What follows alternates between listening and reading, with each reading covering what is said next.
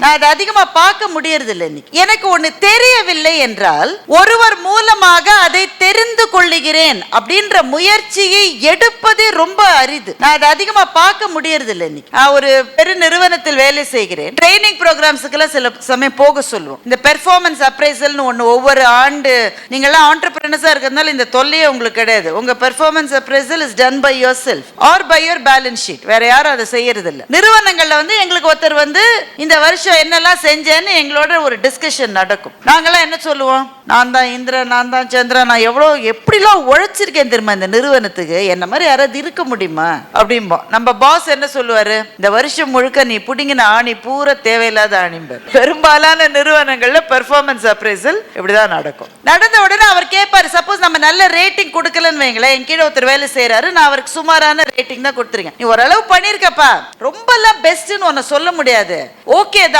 அப்படின்னு உடனே அவர் அதை நம்ப மாட்டார். நான் ஓகே தானா, நான் பெஸ்ட் இல்லையா அப்படின்னு அவர் நினைப்பாரு. ஏன்னா all of us tend to rate ourselves very high. அது நம்ம சுபாவத்தில் இருக்கிற ஒரு கோளாறு. உங்க வீட்டுக்கார மாட்ட ஒரு நாள் சொல்லி பாருங்க, இதெல்லாம் ஒரு குழம்பான், இதை விட நல்ல குழம்பு நீ வச்சிருவியா, நீ உங்க குடும்பத்துல யார் இதை விட நல்ல குழம்பு வைப்பா, இது ஒருவேளை நான் இன்னும் கூட பெட்டரா செய்யலாமா என்று யோசிக்கிற மனநிலையே நமக்கு பள்ளி நாட்களை விட்டு வெளியில வந்த உடனே போயிரும். என்ன ஆளுன்னு நினைச்சிட்டு இருக்கேன், இந்த நினைப்பிலே தான் நம்ம இருப்போம். இந்த மாதிரி பிசினஸ் டிப்ஸ் உடனடியா தெரிஞ்சுக்கணுமா? அப்போ டக்குன்னு ரிச் கிரியேட்டர் பேஜை சப்ஸ்கிரைப் பண்ணி மறக்காம பெல் ஐகானை கிளிக் பண்ணிருங்க.